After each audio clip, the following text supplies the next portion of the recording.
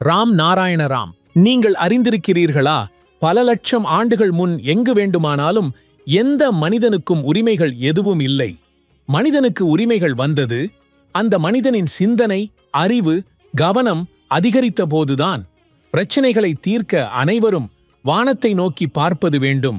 வானில் என்ன நடக்கிறது என்று அறிய அங்கும் அரசமைப்பு உள்ளது. அங்கு தோன்றுகிறது, அங்கு பேசுகிறது. இந்த அனைத்து வேலைகள் மற்றும் உரைகள் நமது விவேகத்தின் மூலமே நடக்கின்றன. இதை நாம் கேட்க வேண்டும், புரிந்து கொள்ள வேண்டும் மற்றும் இந்த கருத்துக்களை பூமியில் நடைமுறைப்படுத்த வேண்டும். பிரகிருதியில் உள்ள அமைப்பு என்பது உலகின் அனைத்து மக்களும் ஒன்றாக சேர்ந்து அமர்ந்து சிந்தித்து கவனித்து தீர்வு காணும் அமைப்பு. அதனால் அனைவருக்கும் நல்ல ஒரு பிரகிருதி அரசமைப்பு உருவாகும். பிரகிருதியில் யாருக்கும் உரிமை இல்லை. இன்று அரசமைப்பு, அரசியல் கட்சிகள் அனைத்தும் மனிதனால் உருவாக்கப்பட்டவை. மனிதனால் உருவாக்கப்பட்ட எல்லாவற்றையும் பூமியிலிருந்து அகற்ற வேண்டும்.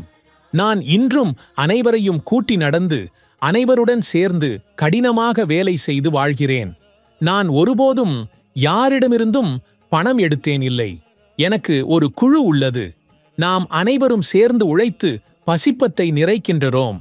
இதே மாதிரி அனைவரும் சேர்ந்து ஒரு குரலை எழுப்ப வேண்டும். இது எங்கள் பிறப்பு உரிமை. அதை நமக்கு வழங்க வேண்டும். மதமும் ஜாதியும் கடந்து எங்கள் மகாகுரு எப்போதும் எல்லோருக்கும் இதையே கற்றுத்தந்துள்ளார். இந்த பூமியில் உள்ள எல்லோரும் சமமாக இருக்கிறார்கள். எல்லோரும் ஆகாயம், பூமி, பிரகிருதி ஆகியவையின் பிள்ளைகளாக உள்ளனர். இந்த எண்ணத்துடன் அவர்கள் சந்தான தளத்தை அமைத்தார்.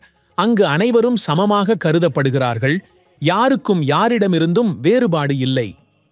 மகாகுரு கூறுகிறார், பிரகிருதிதான் எல்லாவற்றும். இன்று எங்களிடம் எதுவும் இருந்தால் அனைத்தும் ஆகாயம் மற்றும் பிரகிருதியின் காரணமாகவும் மனிதனுக்கு தனக்கென எந்த இருப்பும் இல்லை.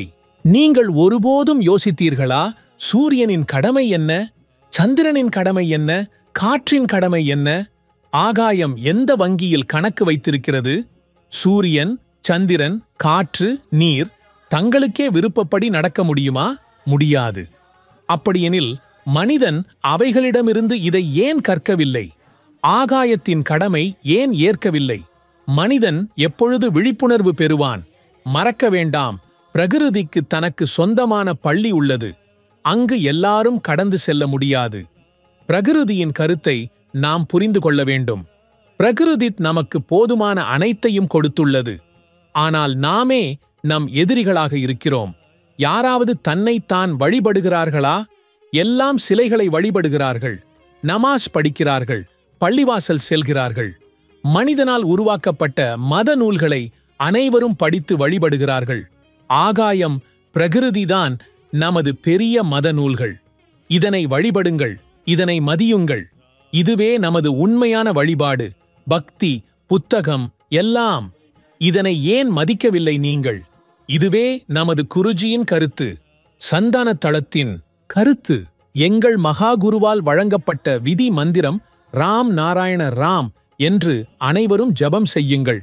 இதனால் அனைவருக்கும் சக்தி கிடைக்கும், வலிமை வரும், உங்கள் வாழ்க்கை சிறப்பாக இருக்கும், அனைத்து பிரச்சனைகளும் தானாகவே தீரும். ராம் நாராயண ராமுடன் இணைந்திருங்கள்.